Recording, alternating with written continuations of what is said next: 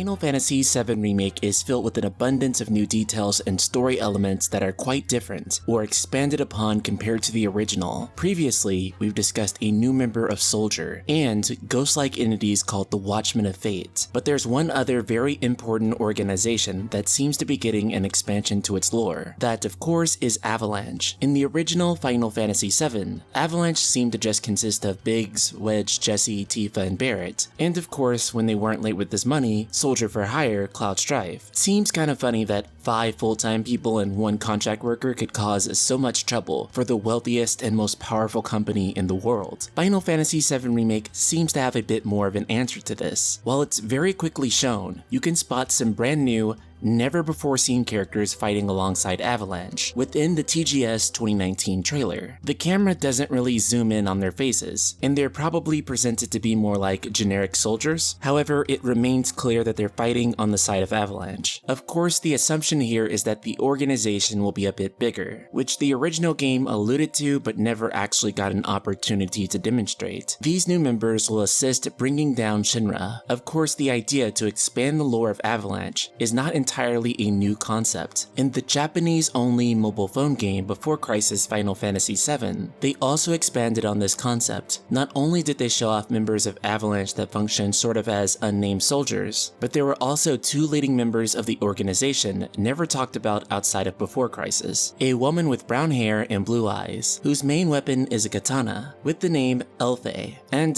this guy who looks like Ignis and of course does Ignis things. His name is Fujito, and he's said to be the brains behind the operation, being highly knowledgeable in science. Of course, both of these 2 had already died leading into the events of Crisis Core Final Fantasy VII in the main Final Fantasy VII game, but considering all these new characters, retcons, and introduction of old story elements in new places, I wouldn't be surprised if we at least heard about them or saw them in some sort of flashback. And of course, showing the broader reach of Avalanche's message, for all the citizens who are too quote-unquote woke to believe the propaganda. And Shinra dropping the Sector 7 plate begins to make a little bit more sense, as they're not just trying to get rid of 6 people, but maybe dozens more. And if they're all located in Sector 7, you can see that it's much more easy to stomp them out that way. But it's not just that we'll see an expanded Avalanche beyond its original members. It seems the story arc for Avalanche itself, as an organization, is changing, with President Shinra claiming that Avalanche are allies of Wutai, which, in reality, of course they aren't. Barrett even makes this vocally clear. This actually does quite a few things for the story. First of all, as I've said in a previous video, I view him attempting to define Avalanche as a foreign threat to create propaganda against them to be a brilliant plot addition, and almost too believable with how politics can be in real life. The second thing is, and this is something that won't pan out until the second game in the series at least, but the perception of Wutai, and more specifically, Yuffie Kisaragi's perception of Avalanche. Now making Avalanche appear as though they're sympathetic with Wutai, this is certainly going to change her interactions with the group. For starters, she is without question going to be a mandatory character in Final Fantasy VII Remake Game 2. Because of that, there's going to be a lot more emphasis on her. Her story arcs, motivations, and interactions are going to be greatly detailed and much more involved. And under the impression that Avalanche could potentially be sympathizing with Yuffie, how will this change her reaction toward the party? This new take on Avalanche is certainly going to be quite a bit more detailed than anything we've seen prior. It seems like the organization's role is going to be much more defined than it ever was before, just like all the other major boosts to the lore that we're seeing happen to Final Fantasy VII. It's extremely exciting. So Ultima Weapons, what are your thoughts on Avalanche and Final Fantasy VII Remake? Subscribe, click the bell icon, and let me know in the comments below. And if you've been enjoying my content, be sure to check out the Patreon for the Night Sky Prince. I'm here thanks to incredible people like Elizel Gaming supporting me, and thanks to their support, I'm able to keep making these videos for you guys. So if you'd like to directly support the channel, be sure to check the link in the description below. Shout out to Elizel and the rest of the Ultima community.